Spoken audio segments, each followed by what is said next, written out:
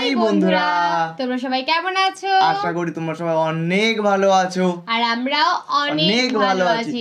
তো চলে এসেছি বেশ অনেক দিন পরে গাইস একটা ভিডিও নিয়ে গাইস চলে এসেছি। তোমরা তো গাইস বুঝতেই পারছো আমরা ভিডিও ঠিকঠাক করে পোস্ট করতে পারছি না গাইস। আমাদের অনেক বড় একটা প্রবলেম হয়ে গেছিল গাইস। আমরা ধারণার বাইরে গাইস, তোমরা কল্পনা করতে পারবে না যে এত বড় একটা প্রবলেম হয়ে গেছে। যাই হোক, সমস্ত কিছু ঠিক হয়ে আবার আমরা ভিডিওতে চলে এসেছি, কারণ ভিডিও করাটা আমাদের অভ্যেস হয়ে এখন দাঁড়িয়েছে। যেহেতু যদি মানে কি হয় বলো তো, তোমাদের সাথে শেয়ার করি বা তোমরা কমেন্ট সেকশনে অনেক কিছু জানাও, তো সেগুলো আমাদের দেখতেও যেমন ভালো লাগে, তার জন্য মনটাও চাই যে না আরো পরিমাণের ভিডিও বানাই।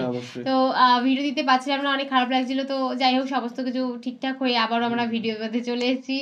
তো তোমরা আগে বলো কেমন আছো? অবশ্যই তোমরা কমেন্টে জানাও তোমরা কেমন আছো গাইস। আর তোমরা সবাই কমেন্ট করছিলে যে ভাই ভিডিও কেন, তোমরা এরকম কেন ভিডিও হচ্ছে, তোমাদের রিয়াকশন ঠিক নেই, মুখের ইমপ্রেশন ঠিক নেই।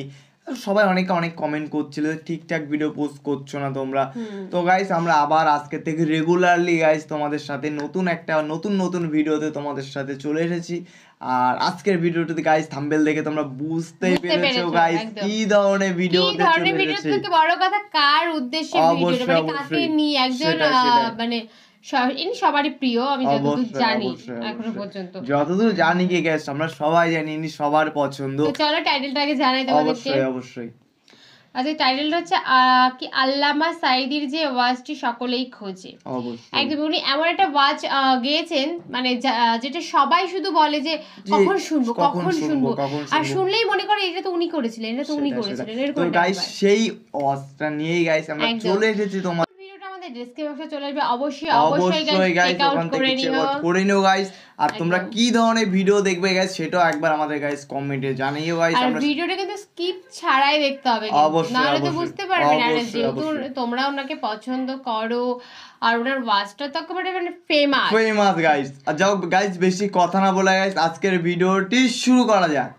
আলামিনের হাবিব জনাব মুহাম্মদুর রাসূলুল্লাহ সাল্লাল্লাহু আলাইহি ওয়াসাল্লাম বলেছেন, কিয়ামতের ময়দানে আল্লাহর কসম করে বলছি, সেদিন জাহান্নামীদের ভীষণ কষ্ট হবে আর জান্নাতীদের জন্য অত্যন্ত আসান হবে, অবস্থাটা খুবই আরামের হবে। নবীজি বলেন, এক ওয়াক্ত ফরজ নামাজ আদায় করতে যে সময়টুকুন লাগে, কিয়ামতের মাঠের এই সময় এত বড় বিরাট লম্বা সময় জান্নাতীদের জন্য এরকম হালকা হয়ে যাবে। সুবহানাল্লাহ। হযরত আবু সাঈদ খুদরী রাদিয়াল্লাহু তাআলা হাদিসখানা বর্ণনা করেছেন, এক ওয়াক্ত নামাজ, একটা ফরজ নামাজ পড়তে যতটুকুন সময় লাগে এতটুকুন সময়ের ভেতরে জান্নাতীদের কারবার শেষ হয়ে যাবে। সুবহানাল্লাহ বিহামদি। আর ওদের কারবার তো শেষই হবে না। وَيَوْمَ تَشَقَّقُ السَّمَاءُ بِالْغَمَامِ وَنُزِّلَ الْمَلَائِكَةُ تَنزِيلًا। ওরা ফেরেশতা দেখতে চায়। সেদিন আসমান সমূহ বিদীর্ণ হয়ে মেঘ পুঞ্জ বেরিয়ে আসবে, আত্মপ্রকাশ করবে। তার ভেতর থেকে ফেরেশতারা ক্রমাগত নাজিল হতে থাকবে। আর অবস্থাটাই হবে আল মুলকু ইয়াউমাইযিনিল হাক্কু লিররহমান ওয়া কানা ইয়াওমান আলাল কাফিরিনা আসীরা। আর সেদিনে বাদশাহী হবে কেবলমাত্র রহমানেরই। ওয়া কানা ইয়াওমান আলাল কাফিরিনা আসীরা। আর সেই কিয়ামতের দিন, সেই সময়টা হবে কাফেরদের জন্য বড়ই কঠিন।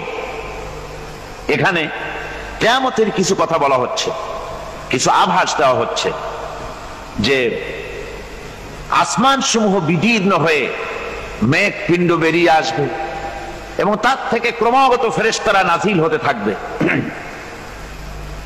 আল্লাহর হাবিব বলেছেন, কেউ যদি কিয়ামতের দৃশ্য দেখতে চায় সেজন্য সূরা ইজা শামসু কুবিরাত ওয়া ইজা সামাউ ফাতারাত, ইজা সামাউ শাক্কাত, এই সূরাগুলি যেন পড়ে, তাহলে কিয়ামতের দৃশ্য তার চোখের সামনে প্রতিভাত হবে। কিয়ামতের দৃশ্যটা আসলে কেমন হবে সেই সূরাগুলি তেলাওয়াত করলে সে বুঝতে পারবে।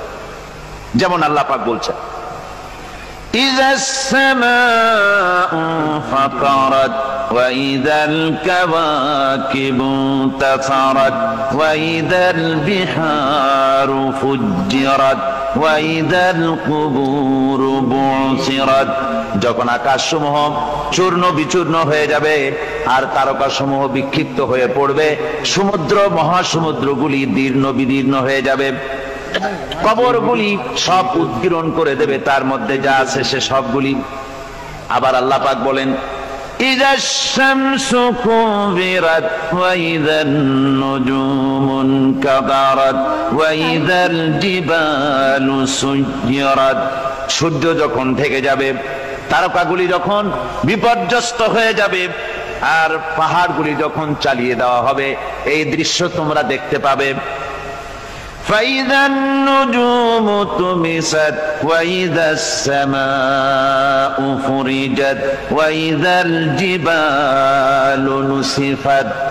সেদিন অবস্থা এমন হবে, সমস্ত তারকাগুলি স্তিমিত হয়ে যাবে আর আকাশসমূহ দীর্ণ বিদীর্ণ হয়ে যাবে, আর দেখতে পাবে পাহাড়গুলি সমস্ত পাহাড়গুলিকে উড়িয়ে দেওয়া হবে।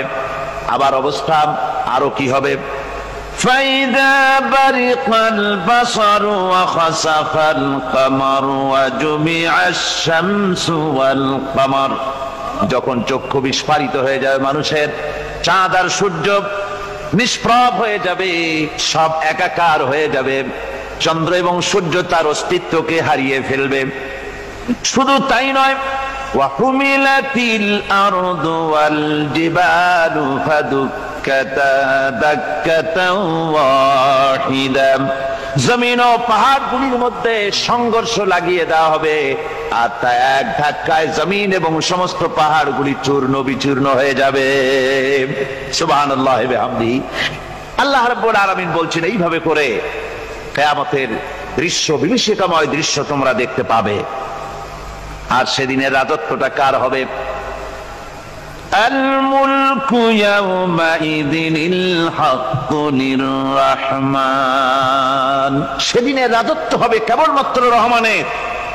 অর্থাৎ যেসব কৃত্রিম বাদশাহী দেখে তোমাদের চোখে ধাঁধা লেগে গিয়েছে, তোমাদেরকে দুনিয়ার বাদশাহী দেখে তোমরা ধোঁকায় পড়ে গিয়েছো, এসব বাদশাহী কিছুই টিকবে না সেদিন। সেদিন শুধু বাদশাহী থাকবে একমাত্র আল্লাহ পাকের। কার থাকবে বাদশাহী? যারা বলেন কার? আল্লাহ রাব্বুল আলামিন যখন কিছুই থাকবে না, ঘোষণা করবেন, লিমানিল মুলকুল ইয়াউম লিল্লাহিল ওয়াহিদুল কাহ্হার। আজকে কার রাজত্ব? চারিদিক থেকে আওয়াজ আসতে থাকবে, পরাক্রমশালী আল্লাহ রাব্বুল আলামিনের রাজত্ব আর কারো নয়। হাদিস শরীফে এসেছে, বুখারী মুসলিম শরীফের হাদিসে এসেছে, আল্লাহর নবী বলেন, আল্লাহ রাব্বুল আলামিন তখন তার এক হাতে আকাশ মণ্ডলীকে ধারণ করবেন, আর এক হাতে জমিনকে ধারণ করবেন। আকাশ মণ্ডলী এক হাতে, জমিন এক হাতে। এভাবে আল্লাহ রাব্বুল আলামিন বলবেন, আইনাল জাব্বারুন আইনাল মুতাকাব্বিরুন। কোথায় সেই স্বৈরাচারীরা? কোথায় সেই দুর্বিনীত অহংকারী স্বৈরাচার যারা আমার জমিনের উপরে, আমার মানুষের উপরে রাজত্ব চালিয়েছে? তারা আজকে কোথায়? কোথায় সেই অহংকারীরা? আল্লাহ পাক সেদিন যে বলবেন, সেদিন তো বলবেন, কিন্তু দুনিয়ার মাঝেও স্বৈরাচার যারা, অহংকারী যারা, তাদের শাস্তি পৃথিবীর বুকেও দেন, আর সেদিন তো দিবেনি। কত স্বৈরাচার আমরা দেখলাম, কত অহংকারী দেখলাম, যাদের তর্জনী হেননে লক্ষ কোটি কোটি মানুষ উঠতো আর বসতো। তাদের জিল্লাতির সঙ্গে আল্লাহ রাব্বুল আলামিন কতজনকে বিদায় করে দিলেন। ফুলের মালা নিয়ে কুলাতে পারে নাই, পা থেকে শুরু করে গলা পর্যন্ত ফুলের মালা দিয়া ডুবাই দিল ভক্তরা। আবার আল্লাহ রাব্বুল আলামিন এমন শাস্তি দিলেন, ফুলের মালার পরিবর্তে জুতার মালা নিয়ে জেলের মধ্যে ঢুকাইয়া দিলেন। ঠিক কিনা গণ? অহংকারী আর স্বৈরাচার যারা হয় আল্লাহ পাক এভাবে তাদের দৃষ্টান্ত দেখিয়ে দেন। আমরা কত দেখলাম, 9 বছরের রাজা 10 বছরের সাজা।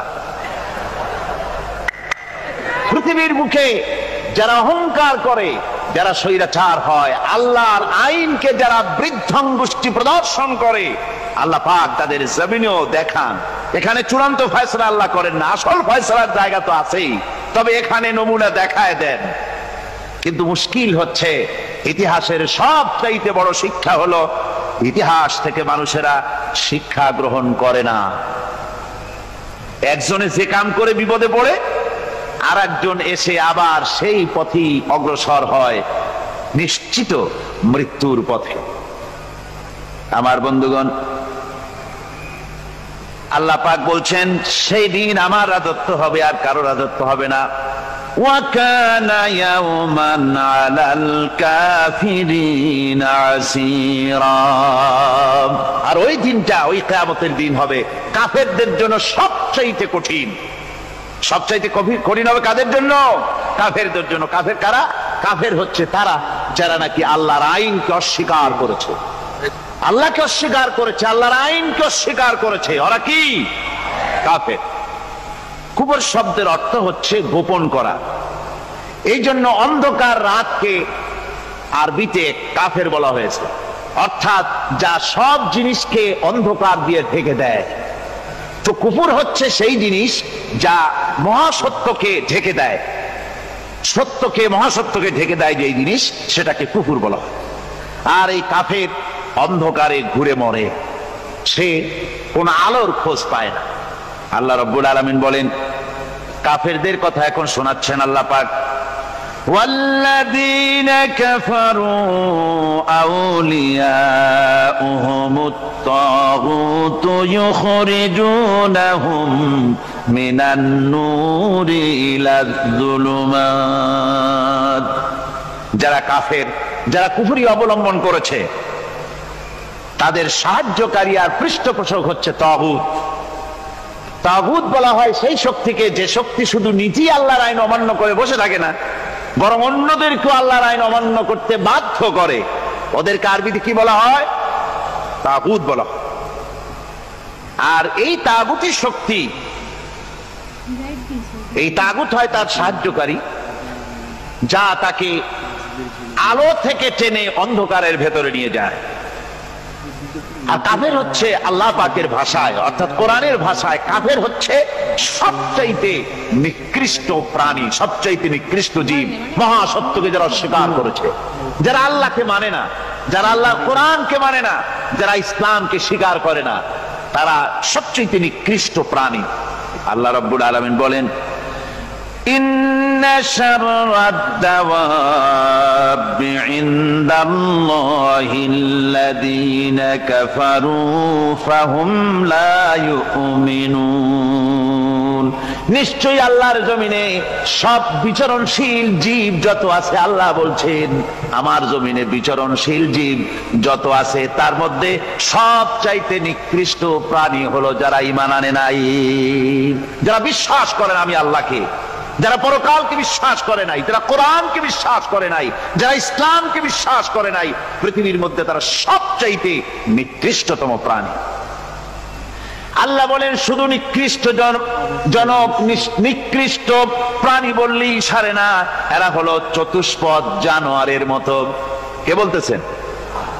আমি বলছি না, কিন্তু আল্লাহ পাক বলতেছেন চতুষ্পদ জানোয়ারের মতো কাফেরেরা।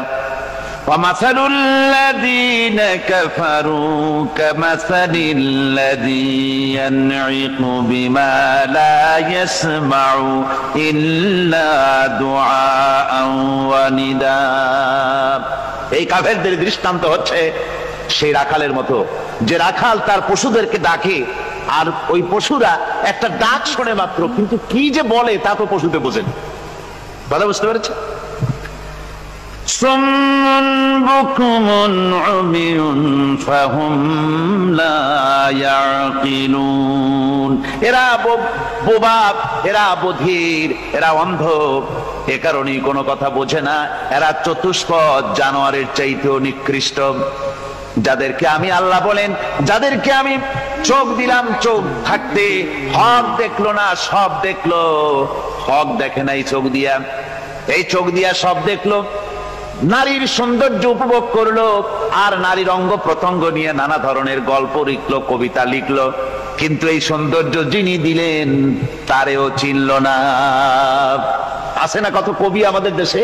আমার দেশের সেই কবি জাতীয় পুরস্কার পায় যে কবি নারীর বিশেষ বিশেষ অঙ্গ নিয়ে বেশি করে নির্লজ্জ কবিতা লিখতে পারে, ওই হলো সবচেয়ে বড় কবি।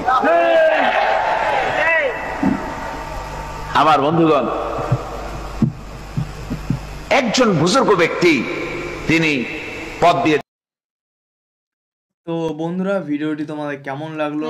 আশা করি সবাইদের ভালো লেগেছে। আমি আশা করি কি মানে পুরো ফুল কনফিডেন্স দিয়ে বলছি, কথাগুলো তো আমার দারুণ, মানে অবশ্যই মিনিং এবার উনি একটু একটু করে বলছেন, একটু করে মিনিং বলছে, মানে যে তোমরা স্পষ্ট বুঝতে পারো। অবশ্যই একদম মানে দারুণ। আর গাইস, তোমরা কি ধরনের ভিডিও চাও গাইস সেটা অবশ্যই আমাদের কমেন্টে জানাও। আর এই ভিডিওটি তোমাদের কেমন লাগলো সেটা কমেন্টে জানাও। এর ভিতরে অনেক মিনিং আছে গাইস, আমি যে খুলে বলতে চাই না, তোমরা বুঝতেই পারছো যে অনেক মিনিং আছে গাইস এর ভিতরে। তো মিনিং গুলো উনি ঠিক বলেছে কি ভুল বলেছে গাইস সেটা অবশ্যই আমাদের কমেন্টে জানিও তোমরা। আর তখনকার দিনে মানে আমি এখন দেখলাম কদিন আগেও দেখি যে যেখানে মাহফিল হয় প্রচুর মানুষ হয়, মানে আমার অতটা ধারণা ছিল না যে আগেও এরকম লোক হতো কিনা, কিন্তু এটাই ভিডিও দেখে আমি পুরো কনফিউজ, মানে সত্যি আগেও এরকমই লোক হতো, এরকম লোক হতো গাইস। আর অ্যাকচুয়ালি তখন এখন এইসব ভিডিওতে বোঝা যাচ্ছে, কারণ আগেকার যুগে মানে আগে যাও কেনার দিওলা সাইদির যে ভিডিওগুলো আছে সেগুলো অনেক পুরনো ভিডিও, তোমরা তো বুঝতেই পারছো। ওখানে তখন লাইট ক্যামেরার দিক দিয়ে অনেকই প্রবলেম ছিল, অনেকটা পিছিয়ে ছিল, লাইট অনেক টেকনিক্যাল দিক দিয়ে গাইস অনেকটা পিছিয়ে ছিল। আর এখনকার জামানায় গাইস টেকনিক্যাল দিক দিয়ে অনেকটা এগিয়ে আছে, তার জন্যই মানে সবকিছু স্পষ্ট বলতে যায়। মানে 50 কিলোমিটার দূরের জিনিস আমি তুমি এখান থেকে গাইস বসে দেখতে পারবে, কিন্তু তখনকার দিনে ব্লাইন্ড। সেটাই। আর গাইস এখানে বুঝতে পারছো গাইস, মানে অসংখ্য লোক ছিল, অসংখ্য। আর এখন তাও তো একটু এখানে ওখানে একটু মারপিট হচ্ছে বা এখানে দাঙ্গা করছে, কিন্তু তখনকার দিনে উনি স্পষ্টলি কথা বলছে, সবাই সেই কথাটাই শুনছে, কোনো দাঙ্গার কোনো জায়গা নেই। অবশ্যই কত রেসপেক্ট করতো। অবশ্যই। তো গাইস একটা কথাই বলবো গাইস, প্লিজ গাইস আমাদের চ্যানেলটাকে সাবস্ক্রাইব করো। আর তোমরা কি ধরনের গাইস ভিডিও চাও গাইস সেটা অবশ্যই আমাদের কমেন্টে জানাও। আমাদের ভিডিও যদি ভালো লেগে থাকে তবে অবশ্যই লাইক কমেন্ট শেয়ার তো অবশ্যই গাইস। আর অবশ্যই কিন্তু আমাদের কমেন্ট সেকশনে জানাতে হবে ভিডিও তোমাদের কেমন লাগলো, তোমরা কি ধরনের তোমরা ভিডিও চাইছো, আর দেন এই ভিডিওটা তোমাদের কেমন লাগলো গাইস। তো চলো বেশি কথা না বলে আজকের ভিডিওটি এখানেই শেষ। আবার নতুন একটা ভিডিওতে তোমাদের সাথে আবার দেখাবে। টাটা।